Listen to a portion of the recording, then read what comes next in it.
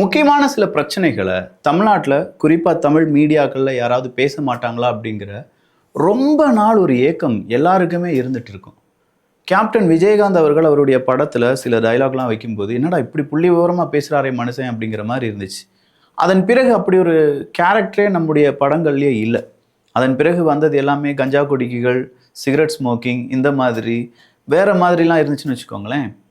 சரி, இது வந்து ஒரு சினிமா லெவல்லே இருந்துட்டு அடுத்த அரசியல் களத்தில் சில நபர்களை பார்க்கும்போது அதே விஜயகாந்த் அவர்கள் அரசியல் களத்தில் வரும்போது அவர் பேசின பேச்சுக்கள், மறுபடியும் அவர் மீது வைக்கப்பட்ட அவதூறுகள், அவருடைய செய்கைகளை, அவருடைய கேரக்டர் அசாசினேட் பண்ணி கடைசி அந்த மனுஷனை பாடாப்படுத்தி, இந்த பாவம்லாம் சும்மா விடாது. வடிவேலுக்கெல்லாம் நான் சொல்கிறது இதுதான், இந்த பாவம்லாம் சும்மாவே விடாது. அதெல்லாம் விட ரொம்ப பெரிய அளவில் பிரச்சனைகள் என்ன அப்படின்னு கேட்டால், யாருமே எதிர்த்து கேள்வி கேட்பதற்கான மனிதர்கள் இல்லாமல் போனது தான். இந்த அரசியலில் அப்படி ஒரு ஞான சூனியமாக மாறிவிட்டது நம்முடைய அரசியல் களம். அதன் பிறகு சில நபர்கள் வராங்க, கேள்விகள் கேட்குறாங்க. அதுவும் சாதாரண கேள்விகள் கிடையாது, டேட்டா வைஸ் கேள்விகள் அப்படிங்கிறதெல்லாம் கேட்குறாங்க. அந்த கேள்விகளில் பல டேட்டா எரர்ஸ் அப்படிங்கிறது இருக்குது. இப்போ சீமானவர்கள் பேசுவது கொள்கை ரீதியாக இருக்கும், சித்தாந்தம் ரீதியாக இருக்கும். அவருடைய ஒரு நீண்ட ஒரு ஹை விஷன் இல்லாட்டி லாங் டேர்முக்கான விஷன் அப்படிங்கிறது அவர்கிட்ட இருக்கும். இயற்கை சார்ந்து இருக்கக்கூடிய பல செய்திகளும், உலக அரசியல் சார்ந்து இருக்கக்கூடிய சில செய்திகளும் அப்படின்னு சொல்லும்போது அவருடைய பார்வையில் இது சரியாக இருந்தால் மீதம் இருக்கும் நபர்களுடைய பார்வையில் அது சரியாக இருக்காது. கடைசி அவர் நடத்தின அந்த மரத்துக்கான மாநாடு, மரம் அப்படிங்கிறது தேவைதான், பட் அதற்கான மாநாடு தேவை அப்படிங்கிற ஒரு பெரிய டிபேட்டே போடிட்டு இருக்கு. அதில் அவர் பேசின பேச்சுக்கள், கிளையை வெற்றதாக இருந்தாலும் சரி, மரத்தை நடுவதற்கு மதிப்பெண்கள், இது ஒரு சர்ச்சையை ஏற்படுத்தியது. அப்போ இப்படி ஒரு அரசியல் தலைவர் வந்தபோது அடுத்ததாக சினிமாவை வைத்து அரசியல் வருகிறார் அப்படின்னு சொல்லி தமிழக வெற்றி கழகம், இன்னொருத்தவங்க பாஜக வளர்கிறது அப்படின்னு சொல்லும்போது அதில் மாநில தலைவராக இருந்த அண்ணாமலை அவர்கள், அதன் பிறகு நயனா நாகேந்திரன் அவர்கள், 2 கட்சிகள் கூட்டணி வைக்கிறாங்க. ஒன்று அதிமுக, இன்னொன்று பிஜேபி. அதிமுக எடப்பாடி பழனிசாமி அவர்களுக்கும் அண்ணாமலை அவர்களுக்கும் ஆகவே ஆகாது அப்படின்னு சொன்ன காலகட்டம் முடிந்து, அண்ணாமலை அவர்கள் அதிமுகவினுடைய எடப்பாடி பழனிசாமி அவர்களை வெற்றி பெற வைக்க வேண்டியது நம்முடைய கடமை அப்படின்னு சொல்லி பேசினது வரைக்கும் இன்னைக்கு அரசியல் சலசலப்பை ஏற்படுத்தியிருக்கு. அப்படிப்பட்டதில் ரொம்ப முக்கியமாக இப்போ உருவாகின தலைவர்களில் இல்லை உருவாக்கப்பட்ட தலைவர்கள் எது வேணாலும் இருந்துட்டு போட்டோம், இதில் 2 சொற்றொடர்களை பயன்படுத்துவார்கள். சில நபர்கள் அரசியலில் அண்ணாமலை அவர்கள் உருவாக்கப்பட்டார்கள் அப்படின்னு சொல்லுவாங்க, சில நபர்கள் அரசியலில் அண்ணாமலை அவர்கள் உருவாகினார் அப்படின்னு சொல்லுவாங்க. அப்படி அண்ணாமலை அவர்கள் கேட்கக்கூடிய கேள்விகள் ரொம்பவே ஆணித்தனமாக இருக்குது. அது கூடவே அசுர வேகத்தில் வளர்ந்து வரக்கூடிய தாவேகா, அதனுடைய அதே வளர்ச்சி வீழ்ச்சியை அடைந்து விடுமா அப்படிங்கிற பயத்தில் இருக்கக்கூடிய தாவேகாவினுடைய தொண்டர்கள் எப்படியாவது வீழ்த்தி விட வேண்டும் அப்படின்னு சொல்லி நாம் தமிழர் கட்சி, அந்த பக்கமாக திமுக, இதற்கு நடுவில் தாவேகாவை எந்த விதமான சலசலப்புக்கும் உட்படுத்தாமல் கடந்து செல்லும் அதிமுக. இதுதான் 2026க்கான தேர்தல் களம். அப்படி அண்ணாமலை அவர்கள் என்ன பேசிட்டாங்க, விஜய் அவர்கள் என்ன சாதிச்சிட்டார், அதை தான் இந்த ஒரு பதிவில் பார்க்க போகிறோம். இது ஆழமான அரசியல் சதுரங்கம்.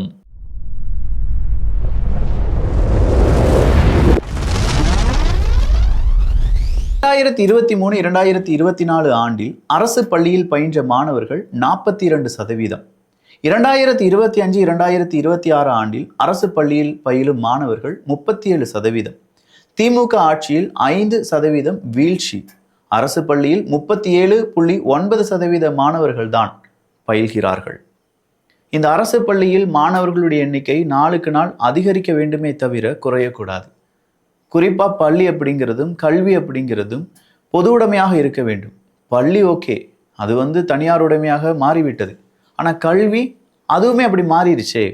அரசு பள்ளியில் படிக்கக்கூடிய மாணவர்கள் எங்கேயாவது ஒரு அரசாங்க பள்ளியில் கொண்டு போய் சேர்த்துடலாமா அப்படின்னு கேட்டால் முதல் விஷயம் பெற்றோர்களிடம் சக பெற்றோர்கள் வைப்பது என்ன தெரியுமா? பார்த்துங்க, அவனுடைய கேரக்டரை பார்த்துக்கோங்க, அங்கே எல்லா பிள்ளைகளும் படிக்கும். எல்லா பிள்ளைகளும் படிக்கிறதுக்கு தானே பள்ளிக்கூடம். இந்த கேட்டகரியில் இந்த தரத்தில் இருக்கக்கூடிய குழந்தைகள் மட்டும் படிக்கக்கூடியது பள்ளிக்கூடம் கிடையாது. அதுக்கு பேர் வேறு ஏதாவது வைப்பாங்க, காப்பகம் அப்படிலாம் சொல்லி வைக்கலாம். அப்போ இந்த பள்ளிக்கூடத்தில் தெரியாத விஷயங்கள், தெரியாத பல நிகழ்வுகள், முகம் தெரியாத, இனம் தெரியாத, மொழி தெரியாத, மதம் தெரியாத எல்லாரையும் சேர்ந்து ஒன்றா படிக்க வச்சு யூனிஃபார்மை போட்டு அதனால் ஏற்படக்கூடிய வாழ்க்கை பாடம், அந்த வாழ்க்கை பாடம் தான் ஒரு மனிதனை உயர்த்தும் அப்படிங்கிறத ஆழமாக நம்பக்கூடிய ஒரு மனிதன் நான். ஏன்னா நான் படித்தது எல்லாமே அரசாங்க பள்ளிகள் தான், அரசாங்க காலேஜஸில் தான். இங்கே எங்கேயுமே தனியார் அப்படிங்கிறத நான் கேள்விப்பட்டதும் கிடையாது. அப்படி போகிறதுக்கு எங்கள் வீட்டில் பணம் இருந்ததும் கிடையாது. அப்பா அம்மா ரொம்ப கஷ்டப்பட்டு படிக்க வச்சுட்டாங்க அப்படின்னு சொல்கிறத விட அரசாங்கம் என்னை படிக்க வைத்தது. அப்பா அம்மா ஓகே நீ போயிட்டு வாடா அப்படின்னு சொல்லி என்னுடைய படிப்புக்கு முட்டுக்கட்ட போடாமல் இருந்தாங்க, அவ்வளோதான். ஆனால் இப்போ நம்ம வீட்டில் ஒரு குழந்தை ஒரு பள்ளியில், இன்றைக்கி பெங்களூரில் ஒரு பள்ளி, நான் ஒரு செய்தியை வாசிக்கிறேன். 1ஆம் கிளாஸ் படிக்க வைக்கிறதுக்கு 7 லட்சம் ரூபா டொனேஷன் அப்படின்னு சொல்லி போட்டிருக்காங்க. நான் யோசித்தேன், படிப்பு சொல்லி கொடுக்குறாங்களா இல்லை சந்திர மண்டலத்துக்கே போய் அங்கே உட்காந்து படிப்பு சொல்லி கொடுக்குறாங்களா? 1ஆம் கிளாஸில் ஃபஸ்ட் ஸ்டாண்டர்ட் படிக்கிறதுக்கு 7 லட்ச ரூபா டொனேஷன் வாங்குறீங்களேடா, நல்லா இருப்பீங்களாடா நீங்களாம் அப்படிங்கிற மாதிரி இருந்துச்சு.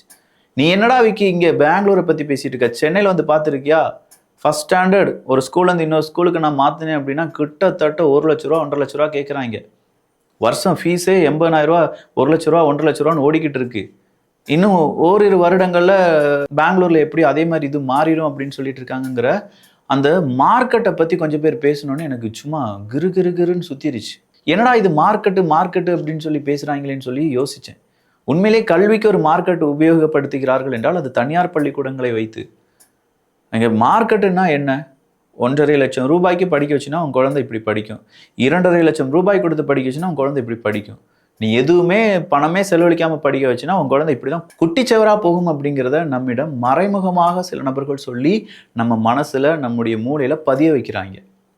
அப்போ அரசாங்க பள்ளியில் பயிலக்கூடிய மாணவர்களுடைய எண்ணிக்கை குறைந்திருக்கிறது அப்படிங்கிற டேட்டாவை அண்ணாமலை அவர்கள் எடுத்து சொல்லும்போது இல்லை அது கூடி இருக்கு அப்படின்னு சொல்லி அதற்கு எதிர்ப்பு தெரிவிக்கக்கூடிய நபர்கள் சொல்கிறாங்க. இது ஒரு சலசலப்பை ஏற்படுத்தும் போது நாம் என்ன செய்யணும்? நாம் படித்த அரசாங்க பள்ளியாக இருக்கும். கண்டிப்பாக இதை பார்க்கக்கூடிய 80லேருந்து 85% டிபி ட்ரூப்ஸ் நீங்கள் அரசாங்க பள்ளியில் படித்த மாணவர்களாக தான் இருப்பீங்க. இல்லாட்டி உங்களுடைய கணவன், மனைவி, உங்களுடைய சகோதரர்கள், உங்களுடைய அப்பா அம்மா அரசாங்க பள்ளியில் படித்த மாணவர்களாக தான் இருப்பாங்க. அந்த அரசாங்க பள்ளி இன்னைக்கும் அதே இடத்துல தான் இருக்கும். அங்கே எத்தனை பேர் படிக்கிறாங்க அப்படிங்கிறத நீங்கள் எண்ணிட்டு வாங்க.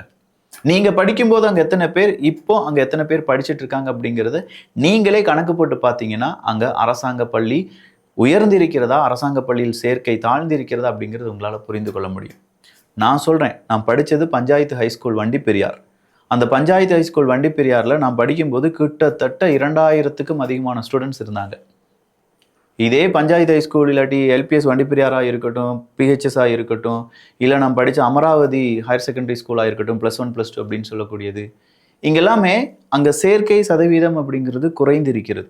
என்னால் பார்க்க முடியுது கண்கூடா. யூபிஎஸ் ஸ்கூல் அப்படின்னு சொல்லும்போது ஒரு மலை மேலே இருக்கும். கிட்டத்தட்ட வீட்டிலேருந்து ஒரு 4 கிலோமீட்டர் மலை மேலே ஏறி போகணும், வழிக்கு விழுவோம். அப்படி இருந்தும் அங்கே ஸ்ட்ரென்த் அப்படி இருந்துச்சு. ஆனால் இப்போ கூவி அழைக்கிறார்கள், வாங்க படிக்க வாங்க, எஸ்டேட் மக்கள் எல்லாம் படிக்க வாங்கன்னு. இப்போ நல்ல அட்மிஷன் இருக்குது. பட் நாங்கள் இருந்த அளவுக்கு அங்கே அட்மிஷன் இருக்கா அப்படின்னு கேட்டால் இல்லை அப்படிங்கிறது தான் நிதர்சனமான உண்மை. இதெல்லாம் நான் சொல்கிறது தமிழ் மீடியம் படிக்கக்கூடிய கேரளாவில் இருக்கக்கூடிய ஸ்கூல்ஸ். இதே இது நீங்கள் தமிழ்நாட்டில் இருக்கக்கூடிய ஸ்கூல்ஸ் எடுத்து பார்த்தாலும் இதே நிலைமை தான் இருக்கும் அப்படிங்கிறதுல மாற்று கருத்தே இருக்காது. அப்படிப்பட்ட அரசாங்க பள்ளியில் மாணவர்களுடைய சேர்க்கை கம்மியாக இருக்குங்கிறத நம்ம எப்படி உதாசீனப்படுத்த முடியும்? ஒரு கட்டத்தில் பணம் இருந்தால் தான் படிக்க முடியும்டா அப்படின்னு சொல்கிறதும் சமூக நீதிக்கு சரியாக இருக்குமா? எல்லாருக்கும் கிடைக்க வேண்டிய சில பொருட்கள் இருக்குது. உணவு எல்லாருக்கும் கிடைக்கணும், காற்று எல்லாருக்கும் கிடைக்கணும், நீர் எல்லாருக்கும் கிடைக்க வேண்டும், உடை மானத்தை மறைப்பதற்கான உடை எல்லாருக்கும் கிடைக்க வேண்டும், தங்குறதுக்கான ஒரு வீடு எல்லாருக்கும் கிடைக்க வேண்டும். இதை தவிர ஆடம்பரம் அப்படிங்கிறது எல்லாருக்கும் கிடைக்கணும்லாம் தேவை கிடையாது. ஆனால் படிப்பை ஏன்டா ஆடம்பரமாக மாற்றிருக்கீங்க அப்படிங்கிற கேள்வி நம்ம கேட்டுட்டோம்னா, தனியார் ஸ்கூலுக்கு எதிராக பேசுறியா? டேய், நான் பேசுறதே தனியாருக்கு எதிராக கிடையாது. அரசாங்கம் எங்களுக்கு என்ன செய்யவில்லை, ஏன் இதை செய்ய மறுக்கிறது, ஏன் நம்முடைய அரசாங்க பள்ளியினுடைய நிலைமை இப்படி இருக்கு அப்படிங்கிறது தான். அரசாங்கம் ஒரு டேட்டாவை காண்பிக்கிறது, அண்ணாமலை ஒரு டேட்டாவை காண்பிக்கிறார், இதுக்கு நடுவில் நாங்கள் ஒரு டேட்டாவை காண்பிக்கிறோம். எஸ், நான் படித்த ஸ்கூலில் இப்போ இவ்வளோதான் அட்மிஷன் ஓடி இருக்கு அப்படின்னு சொல்லி யாருக்கு தைரியம் இருந்தால் கீழே கருத்துக்களை பதிவு பண்ணுவீங்க? நான் பதிவாக சொல்லிட்டேன், நான் ஓப்பனாகவே சொல்லிட்டேன் குறைஞ்சிருக்கு அப்படின்னு சொல்லி. உங்களை எத்தனை பேர் சொல்ல போறீங்க? இங்கே 1000 கமெண்ட்ஸ் வருது, நான் அந்த 1000 கமெண்ட்ஸையும் வாசித்து பார்க்கட்டும் அரசாங்க அதிகாரிகள். இதை பார்க்கக்கூடிய ஒரு அதிகாரியாவது கொஞ்சம் யோசிக்க மாட்டாங்களா? இல்லை நாளைக்கு அதிகாரியாக மாறப்போகிற ஒரு இளைஞனாவது யோசிக்க மாட்டானா? எப்படிடா இப்படி குறைஞ்சிருக்கு, எல்லாரும் வந்து சொல்கிறாங்களே அரசாங்க பள்ளியில் சேர்க்கை சதவீதம் குறைந்திருக்கிறது அப்படின்னு சொல்லி. அப்போ எந்த இடத்துல தப்பு நடக்குது அப்படிங்கிறத பார்த்து நம்மளால் அதை சரி செய்ய முடியாதா அப்படிங்கிற ஒரு ஏக்கம் மனசில் இருக்கு. சரி, இது அண்ணாமலை அவர்கள் கேட்ட கேள்வி அப்படின்னு சொல்லி அப்படியே வச்சுட்டாலும், அடுத்ததாக விஜய் அவர்களுடைய மாநில மாநாடு என்ன சொன்னது அப்படிங்கிறது தான். சேவியர், குறிப்பாக நெல்சன் சேவியர் ஒன் இந்தியாவில் வேலை பார்த்தாரு. அவர் திமுகவினுடைய அடிவருடி அப்படின்னு சொல்லுவாங்க. பட் ஓகே, அவரும் பத்திரிகையாளர்களுடைய பேரை நிறையவே திமுகவுக்கு சொம்பு தூக்கியிருக்காரு அப்படிங்கிறத நம்மளால் நல்லா பார்க்க முடியும். அவருக்கு சுத்தமாக பாஜகவை பிடிக்காது, அவருக்கு சுத்தமாக தாவேக்காவை பிடிச்சது கிடையாது, அவருக்கு சுத்தமாக நாம் தமிழர் கட்சி கண்டெடுத்தா காணக்கூடாது. அவருடைய பதிவுகள் இருந்து நம்ம புரிந்து கொண்டது இவ்வளோதான். ஓவராலாக பார்க்கும்போது நெல்சன் சேவியர் அவர்கள் திமுகவினுடைய ஒரு முக்கியமான ஒரு நபர், அவ்வளோதான். அவருக்கு இப்போது அவங்களுடைய சேனல்லே ஏதோ நல்ல போஸ்டிங்லாம் கிடச்சிருக்குன்னு கூட நம்ம வாசித்தோம். அப்படிப்பட்ட நெல்சன் சேவியர் அவர்கள் ஒரு பதிவை பதிவு செஞ்சிருக்கார். அவரை திமுக அப்படின்னு நான் சொன்னதற்கான காரணம், அவர் இப்படி ஒரு பதிவை பதிவு செய்தது எனக்கு ஆச்சரியமா இருந்ததுனால தான். இல்லாட்டி நான் பதிவு கூட செஞ்சிருக்க மாட்டேன். அண்டா மாதிரி அண்டாவே சொல்றதுக்கு அவரெல்லாம் தகுதி இல்லாதன்னு வச்சுக்கோங்களேன். தொலைக்காட்சிகளின் ரேட்டிங்கை கண்காணித்து அளவிடும் அமைப்பு park, BARC, broadcast audience research council India.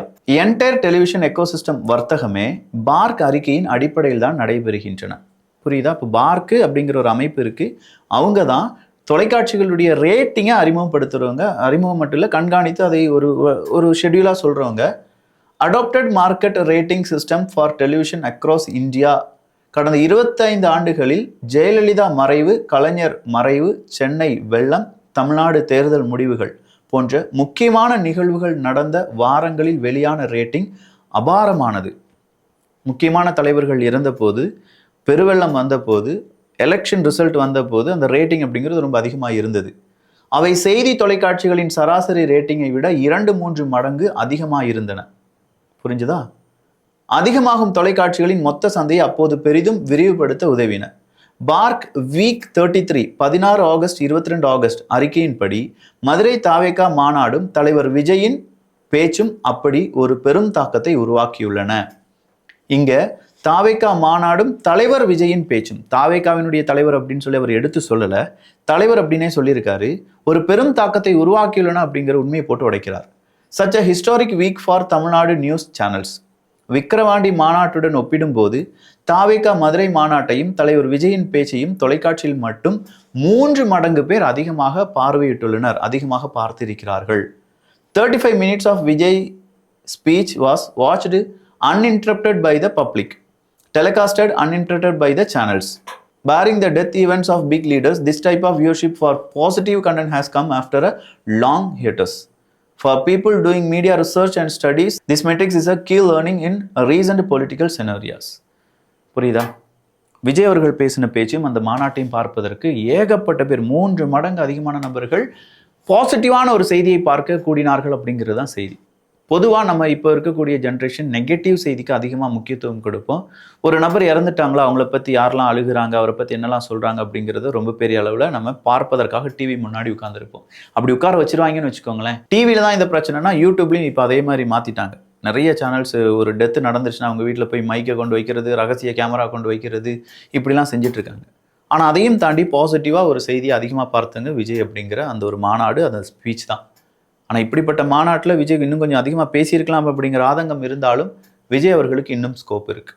நிறைய பேர், நிறைய ஓல்டு ஜென்ரேஷனாக இருக்கிறவங்க, ஒரு 55 வயசுக்கு மேலே இருக்கிறவங்க, அவர்லாம் எப்படிப்பா என்ன செய்ய போகிறார் அப்படின்னு சொல்லி கேள்விகளை ஏன் முன்னாடியே கேட்குறாங்க. நான் என்ன சொல்கிறேன்னா, இப்போ இருக்கக்கூடிய ஜென்ரேஷனை புரிஞ்சுக்கிட முடியலை. அவங்க என்ன வேணாலும் முடிவுகளை எடுப்பாங்க. அதுக்காக ஒட்டுமொத்தமாக அவர் ஓரம் தள்ளிடவும் முடியாது. அவர் சாதிக்க வேண்டிய தருணமும் இன்னும் நிறைய இருக்குது.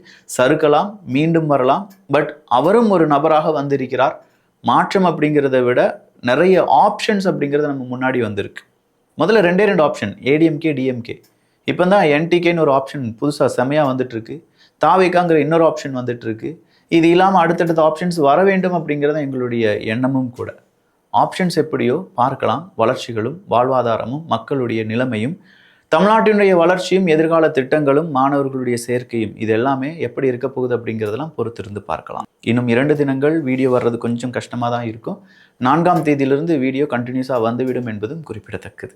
நல்லதை பகிர்ந்து நல்ல சமுதாயத்தை உருவாக்குவோம். நன்றி, வணக்கம்.